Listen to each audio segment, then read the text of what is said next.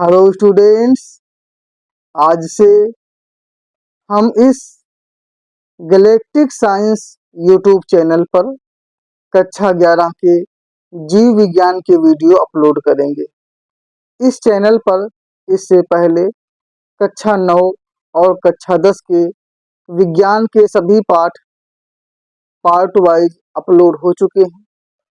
कक्षा 12 का जीव विज्ञान इस समय चल रहा है, तो शाम को 5:05 पर कक्षा 12 का जीव विज्ञान का पर डे एक वीडियो अपलोड होता है और जो कक्षा 11 का समय होगा वो रात में 8:05 पर होगा।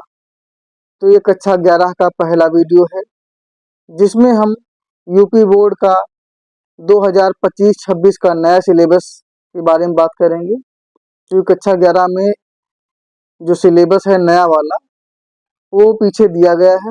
अब इनके बारे में बात कर लेते हैं, फिर अगले वीडियो से पार्ट वाइज एक एक लेसन को पढ़ाएंगे।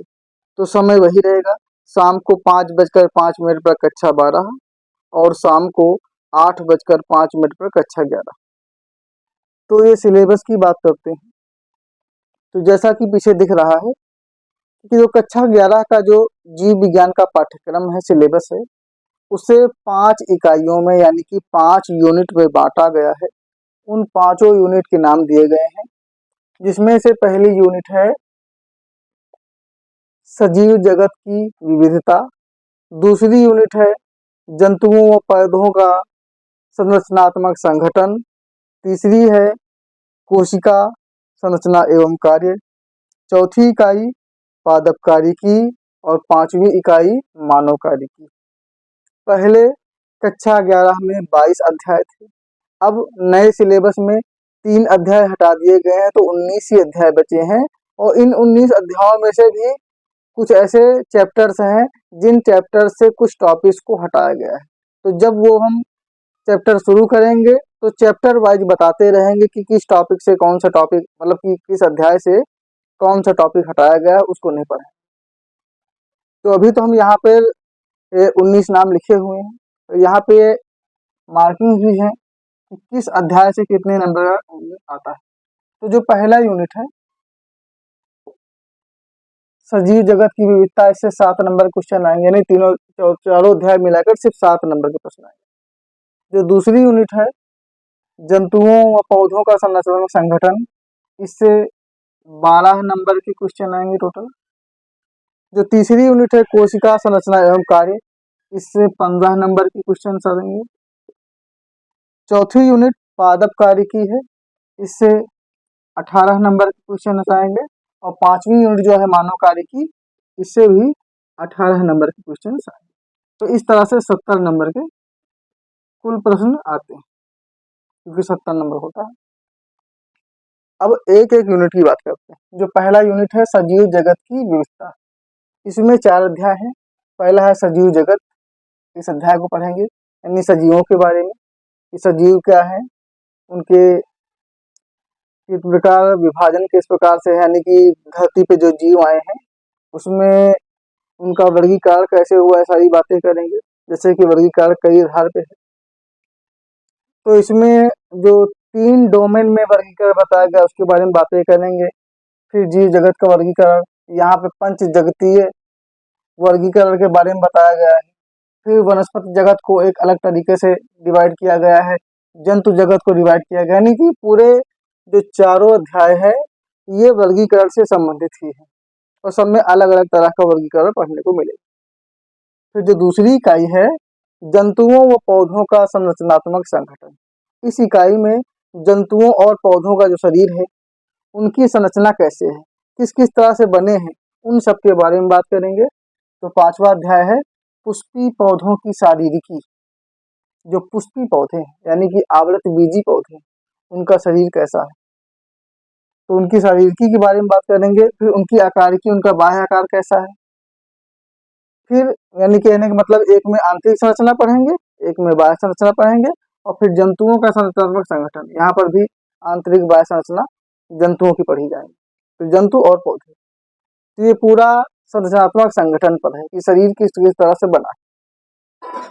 तीसरी जो यूनिट है कोशिका संरचना एवं कार्य, अब इसमें पहला अध्याय है कोशिका जीवनकी का, यानी ऐसे देखा जाए 8वां अध्याय है।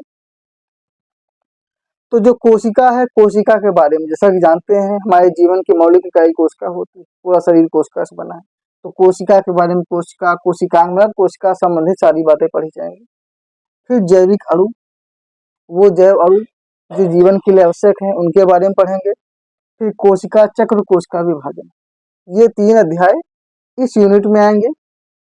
फिर चौथी यूनिट पे आएंगे पादप कार्यकी, तो इसमें 3 अध्याय हैं। उच्च पौधों में प्रकाश संश्लेषण, प्रकाश संश्लेषण जैसे कि 10वीं पढ़े हैं 60 में, यहाँ पर लांग में अच्छे से पढ़ेंगे। यानी कहने का मतलब है कि कक्षा 10 और 9 में जो भी अध्याय 60 कट में पढ़े हैं, कम पढ़े हैं, उनको 11-12 में बहुत ही डिटेल में पढ़ा जाता है। फिर पौधों में श्वसन के बारे में पढ़ा जाएगा। पादप वृद्धि एवं परिवर्धन, पौधों में वृद्धि कैसे होती है, पौधों में विकास कैसे होता है, ये सारी बातों को पढ़ा जाएगा।